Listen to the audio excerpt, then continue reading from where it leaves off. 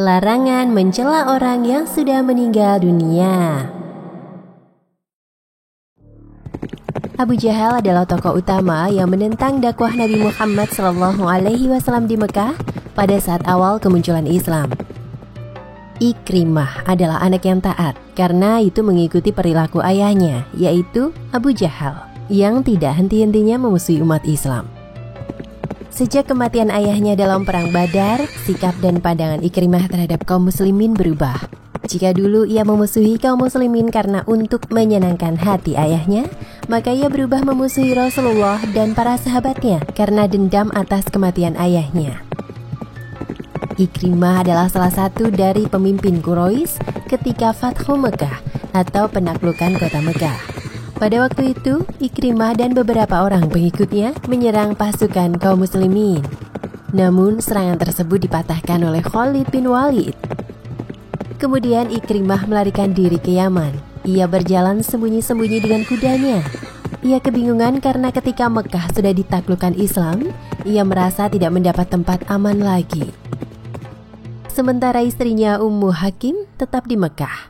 Pada saat itu Ummu Hakim dan Hindun binti Utbah, istri Abu Sufyan bersama 10 wanita lainnya mendatangi rumah Rasulullah SAW untuk berbaiat kepada Rasulullah. Rasulullah ditemani oleh istri dan putrinya, Fatimah.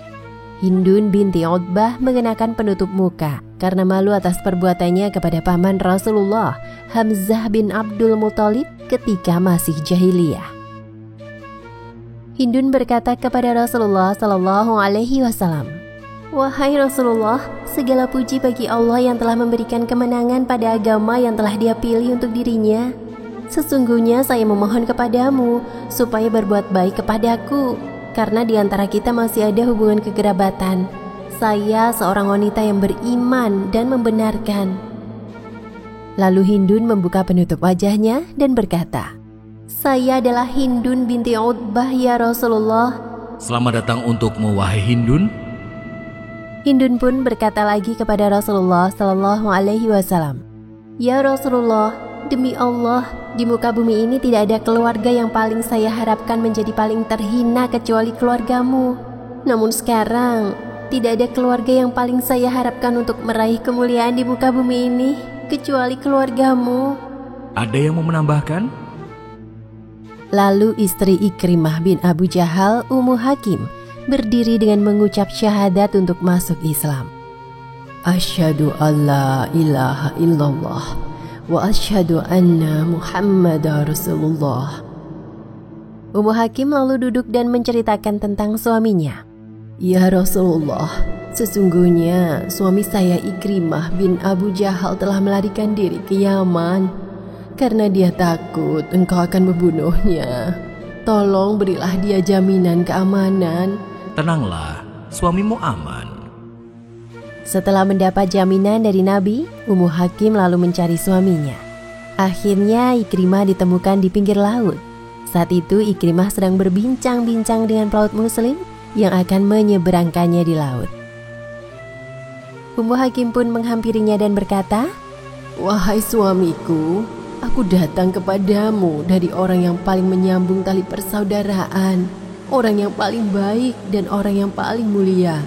Aku datang dari sisi Rasulullah SAW. Aku telah memintanya memberimu jaminan keamanan, maka dia menyanggupinya.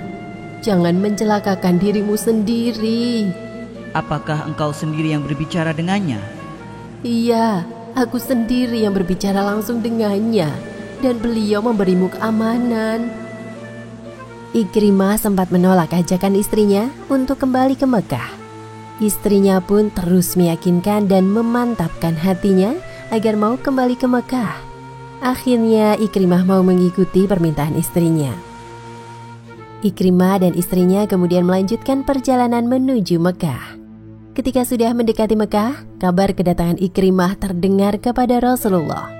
Nabi Muhammad SAW pun dengan segera memberi imbauan kepada kaumnya.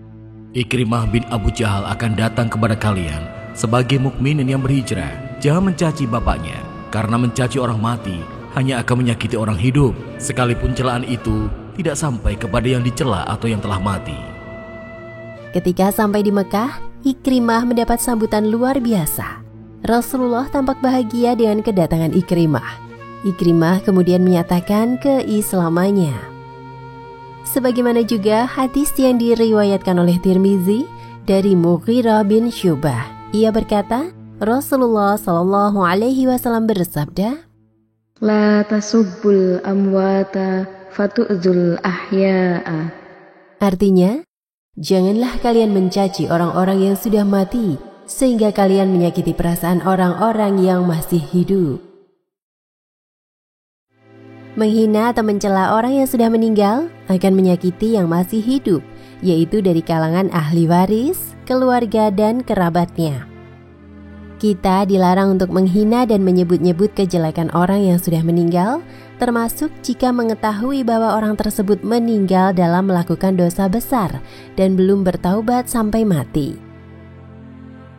Tidak ada faedah yang bisa diperoleh ketika mencela orang yang telah meninggal dunia. Dia telah meninggal dunia dan tidak mungkin lagi bisa memperbaiki dirinya. Sebab ia telah menjumpai apa yang telah mereka kerjakan dan hisab mereka di tangan Allah Subhanahu wa Ta'ala. Sebagaimana hadis yang diriwayatkan oleh Bukhari dari Aisyah radhiyallahu anha, Nabi Muhammad sallallahu alaihi wasallam bersabda yang artinya, janganlah kalian mencela mayat karena mereka telah menjumpai apa yang telah mereka kerjakan.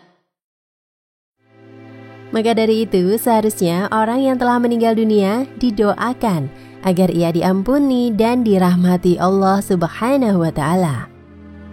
Demikian kisah yang melatar belakangi turunnya hadis tentang larangan mencela orang yang sudah meninggal dunia.